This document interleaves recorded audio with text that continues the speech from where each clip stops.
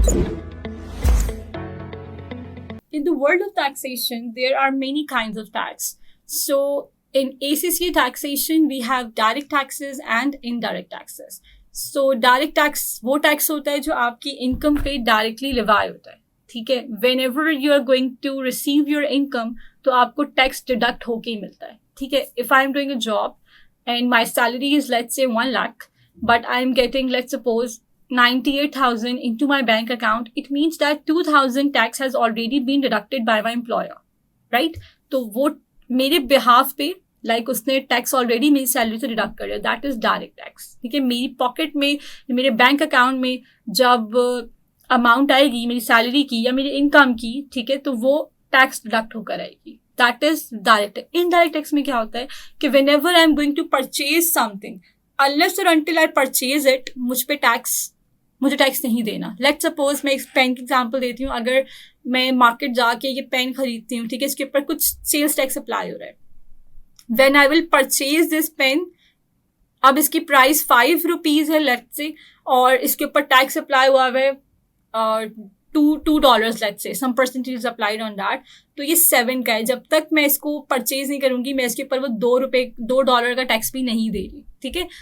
मैं इसको 5 में भी परचेज नहीं कर सकती. आई हैव टू पे the price plus the tax, ठीक है. That's how it works. But ये इनडायरेक्ट टैक्स है. ये पेन मैंने नहीं लिया, कोई टैक्स नहीं मैंने दिया, ठीक है. लेकिन डायरेक्ट टैक्स में क्या है कि आपको जो इनकम यू आर रिसीविंग, तो that is already tax deduct होके आपको मिल रही है. तो यहाँ पे when we are going to see value added tax, तो वैल्यू एडेड टैक्स की जो नेचर है वो इनडायरेक्ट नेचर है, ठीक है. यानी ये इनडायरेक्ट टैक्स है. Again, when you will consume a thing, a good or a service, then you will have to pay tax on it, otherwise not. तो अब इसके रूल्स देखते हैं कंपनीज के लिए, इंडिविजुअल्स के लिए. तो पहले यहाँ पे चीज़ें registration and D registration limits. The limit of annual turnover above which VAT registration is compulsory has been increased from 85 to 90. De-registration limit has been increased from, अच्छा अब ये आपके ना annual turnover है, आपकी सेल्स है, ठीक है. अगर आपकी सेल्स 90,000 पाउंड तक हैं, तो इट मीन्स आपको वैट के लिए रजिस्टर करना है. और अगर वो डिक्रीज होके 88 पे चले जाती हैं, तो आप डी रजिस्टर कर सकते हैं. वॉलंटरी रजिस्ट्रेशन भी हो सकती है और कंपल्सरी भी. वैट 20% पे है, इसका रेट स्ट्रेट अवे है. ग्रॉस और नेट पे किस तरह की चीज़ अप्लाई होती है ये देखेंगे यहाँ पे. When is in the process of completing her VAT return for the quarter ended 31st March 2025. Following information is available. Sales invoices. अब देखिए उसकी जो invoice की value है वो है 128,000. Standard rated sales है. Standard rated materials amounted to 32,400. Standard rated expenses. Standard rated का मतलब ये कि उसके ऊपर टैक्स लगेगा, ठीक है, वो exempt नहीं है.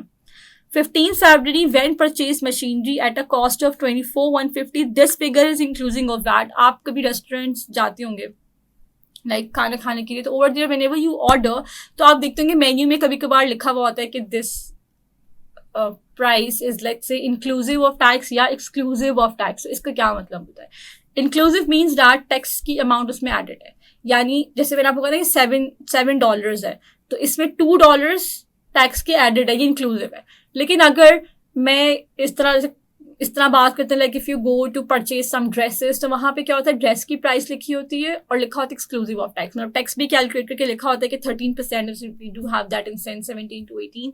तो वहाँ पे आप जब परचेज करते हैं तो उस पर आपको दोनों चीज़ें अलग बताई हुई हैं, ठीक है. तो दिस इज एक्सक्लूसिव. लेकिन यहाँ पे वो मशीन के बारे में क्या बता रहा है कि this is inclusive of VAT, यानी कि 24,150 में वैट शामिल है, वही 20% एडेड है.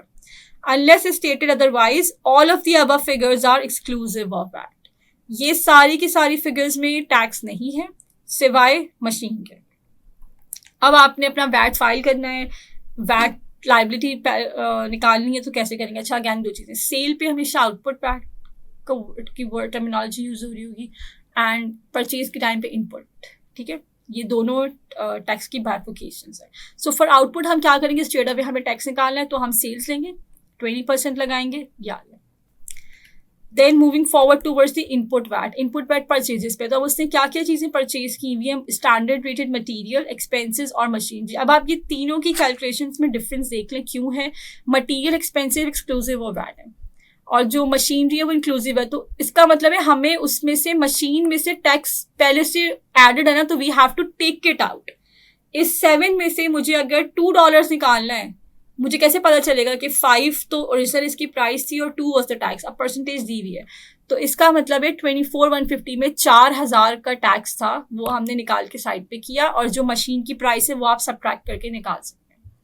तो फॉर मटीरियल्स स्ट्रेट अवे 20%, जहाँ इंक्लूसिव है मल्टीप्लाई करेंगे रेट लगाएंगे, बट जहाँ इंक्लूसिव का वर्ड लिखा है और टैक्स निकालने को आपसे कह रहा है, ये MCQs में चीज़ बहुत इंपॉर्टेंट है. ऑप्शंस आपको कंफ्यूज करेंगे, लेकिन रिमेंबर दिस थिंग. तो वैट पे बिल आ जाता है. वैट में हमारे पास इसी तरीके के सिनेरियोज आ रहे होते हैं, and there are lots of MCQs and और अगैन वैट के 10 मार्कर आपके पास एग्जाम में हमेशा अवेलेबल है. So do your questions like, और इसमें आपके पास और भी dynamics, dates, registration, deregistration चीज़ें अवेलेबल हैं, बट फाइनेंस एक्ट में जितनी चीज़ें वैट रिलेटेड हैं वो इतनी ही सिंपल है, और that thing like I have explain and I have covered that. So this is like the end of finance act. 62 pages का जो HMRC ने, आपके एग्जामिनर ने इसमें ऐड की हुई जितनी चीज़ें वो एग्जामिन कर रहा है, तो वो सारी की सारी उसने फाइनेंस एक्ट में आपको दी दी है यहाँ पे. तो all the questions I have done it like in all of my videos, आप देख सकते हैं. तो that's how we have covered like the full finance act 2024. और इसी तरह के क्वेश्चंस एग्जाम में आते हैं, इसी नेचर के आते हैं, इसी पैटर्न पर आते हैं. ठीक है, सो ये सारे I would suggest to do all the topics like. ठीक है, तो आप देख सकते हैं वैट का बहुत कम पोर्शन एग्जामिनर ने आप दिया, just 2 pages. Then we have for corporation tax, inheritance tax, CGT, income tax. ठीक है, तो these are all of the areas that will be tested like. ठीक है, मैं अगर आपको एग्जाम परस्पेक्टिव से वेटेजेस बता दूं तो let's discuss that as well. Like CGT, IST, VAT, ये तीनों के तीनों आप एस्टिमेट कर ले कि मिनिमम 10% की चार्ज कह रही हूँ, ये आपको लाइक मार्क करेगा, एग्जामिन करेगा. ठीक है, और income tax, corporation tax, you can take it like to 15%. मतलब ये मैं आपको 100% में से लाइक मार्क्स बता रही हूँ, और rest all the topics are examinable in ACC taxation. कोई भी टॉपिक ऐसा आपको नहीं मिलेगा जो वो एग्जामिन ना करे. ठीक है, MCQs है, MTQs हैं. MTQs and CRQs have told you, MCQs can come up from anywhere. ठीक है, तो ये टॉपिक्स आपके स्ट्रांग होने चाहिए. Like there are some of the areas, again वही बात आती है, कोई साइड किसी की ज़्यादा स्ट्रांग होती है, वीक होती है, तो work on your weaker areas. ठीक है, मैं हमेशा एक बात कहती हूँ, एग्जाम में whenever you are going to attempt your exam, once आपने स्टार्ट का बटन प्रेस कर दिया, ठीक है, do those questions that are of your stronger areas. ठीक है, आपको लगता है कि ये वो क्वेश्चन है जहाँ पे आप परफॉर्म कर सकते हैं, लाइक आपको आता है, you generally have confidence over that attempt, उसको करें, पहले उसको कंप्लीट करें. ठीक है, और जब आप प्री एग्जाम यानी आप तैयारी कर रहे होते हैं, प्रिपरेशन कर रहे होते हैं, तो अपने वीकर एरियाज पे काम करें. एग्जाम में स्ट्रॉन्ग एरिया पे परफॉर्म करेंगे. ठीक है, और उससे पहले वीकर एरियाज पे. So like behind the close doors basically जब भी तैयारी हो रही होती है, ठीक है, लाइब्रेरी में करते हैं, कहीं पे भी करते हैं, wherever you are like work on your weaker areas. हमेशा सेल्फ इम्प्रूवमेंट आप मतलब करें. If there is someone like जो आपको इवैल्यूएट करके आपको बता सकता है, दैट्स वेरी नाइस. और अगर नहीं है तो फिर खुद आप सेल्फ इवैल्यूएशन करें. ठीक है, like and then improve yourself out there. और जब आप एग्जाम देने जाते हैं, लाइक जहाँ परफॉर्म करना है, तो over there see your strengths, और वो टॉपिक्स जो आपको लगता है कि आप अच्छे से परफॉर्म कर सकते हैं, तो डू डैट. मैं यहाँ पे पर्सनल आपको अपनी एक चीज़ शेयर कर देती हूँ यहाँ पे to all the students out there, those who are watching. back in 2018 I appeared in ACCA taxation F6 के एग्जाम में, और उस वक्त तो सीडेड क्वेश्चन भी आया करता था. So 3 hours 20 minutes were allowed to do this exam. जब सीडेड क्वेश्चन होता था तो स्किल्स में फिर 20 minutes आपको एक्स्ट्रा मिलते थे उसको सॉल्व करने के लिए, और बाकी आपके इंस्ट्रक्शंस रीडिंग के टाइम होता है सारे का सारा. तो अब तो इट्स लाइक 3 hours.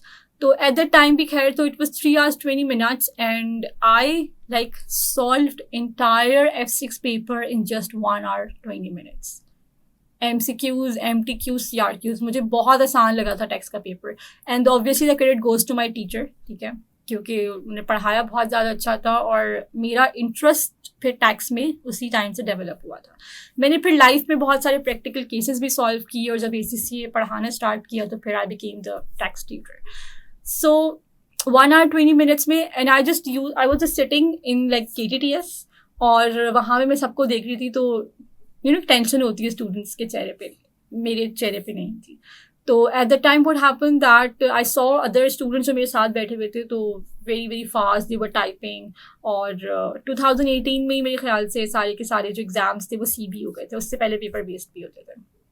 तो उसके बाद जो है दे all were like typing fast और टेंशन कि ये ना छूट जाए वो ना छूट जाए। तो मैंने कहा मेरे तो कोई क्वेश्चन रहता ही नहीं है, 1 hour 20 minutes like I have done it all, और अब मैं क्या करूँ, ठीक है। तो अब कभी कभार क्या होता है कि आपका एग्जाम अगर वक्त से पहले हो जाता है तो स्टूडेंट अपने आंसर चेंज करना स्टार्ट कर देते हैं, लेकिन मैंने खुद को बड़ा रिस्ट्रिक्ट रखा हुआ था कि मुझे चेंज कुछ भी नहीं करना, बस जो कर दिया सो कर दिया।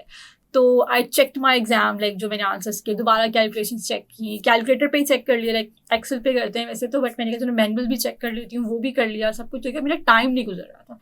एनी हाउ फिर जब पूरे 3 घंटे लाइक गुजरे, बाहर आए, तो start discussing the answer with the students, इसका आंसर क्या था, उसका आंसर क्या था। तो देयर वर मेनी स्टूडेंट्स जो ना रो रहे होते हैं एंड में कि हमारा ये क्वेश्चन छूट गया, वो क्वेश्चन छूट गया। तो they all were telling it like कि it was very tough exam, और जो है वो मेरा ये क्वेश्चन छूट गया। तो आई वाज लाइक कि मेरा तो कुछ छूटने का मतलब था ही नहीं, लाइक। तो anyways I discuss this thing with my teacher as well कि क्या ये पॉसिबल है कि आप एग्जाम जो है वो टाइम से इतना जल्दी पहले कर लें, लाइक। तो he was also like very much surprise and asked me कि कुछ छोड़ा तो नहीं या कुछ इस तरह का। तो उन्होंने मुझे बोला कि CB जो है वो आप कि जल्दी हो जाता है, because you type out all the things, आप लिख नहीं रहे होते हैं। पेपर बेस्ड और CB में फ़र्क है यही। और अगर आपकी प्रैक्टिस है एक्सेल पे और सारी की सारी वर्ड इन एक्सेल, लाइक, तो your exam is like all okay. So उसके बाद फिर कुछ खैर और दोस्तों वगैरह से क्लास से आंसर्स डिस्कस होते हैं, but this is like one of my memorable exams of like entire ACC है। Then result आता है, I got passed in first attempt, like very thankful for that today as well। और उसके बाद जो है फिर नहीं देखने लगती, fast speed is another thing. और अगेन चीज़ सारी की सारी क्या थी कि जो एरियाज थे टैक्सेशन के, तो I was very confident on that to attempt it, तो फिर वो चीज़ जल्दी हो गई, ठीक है। और फिर यहाँ पे एक सेकंड कॉन्सेप्ट आता है एरर फ्री का। कुछ स्टूडेंट्स ऐसे भी होते हैं कि आपने एग्जाम तो कर लिया जल्दी, लेकिन सारा गलत किया फिर। तो यहाँ पे 2 चीज़ें हैं। यहाँ पे मैं हमेशा टाइम मैनेजमेंट पे एक टिप देती हूँ कि अगर आपको ये लगता है ना कि आपको सही चीज़ करने में ज़्यादा टाइम लग रहा है लगाने, क्योंकि आप सही कर रहे हैं, लेकिन अगर आप एक आंसर आपका गलत आ रहा है, ठीक है, और इवन आप अगर लेस टाइम इस पर स्पेंड करें तो भी वो गलत डायरेक्शन में जा रहा है, तो आपके कॉन्सिक्वेंसेज आपके रिजल्ट्स पे फेवरेबल नहीं आएंगे। तो अगर आपके एग्जाम में कोई क्वेश्चन छूट जाते हैं, कोई बात नहीं, लाइक इट डिपेंड्स कि आप कितना क्वालिटी का अटैम्प्ट करते हैं।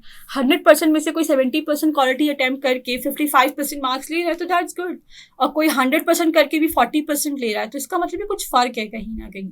तो 2 चीज़ों पे काम करते हैं, work on your time management, ठीक है। और अगैन अगर आपको लगता है कि भाई आप पूरा 100% एग्जाम नहीं कर सकते, लेकिन कुछ परसेंटेज मेजॉरिटी आप करके और आप एरर फ्री काम कर सकते हैं, तो जस्ट डू दैट, ठीक है। सो ये कुछ एग्जाम टिप्स थी जो मैंने आपको बताई। बाकी सारी डिटेल टॉपिक्स के लिए just follow the videos out there and I'll be glad to take any questions if you have. So for today we have just sum up all of the things out there, ठीक है।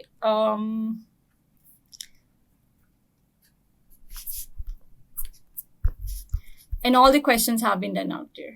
Okay, so stay tuned till another video. Thank you.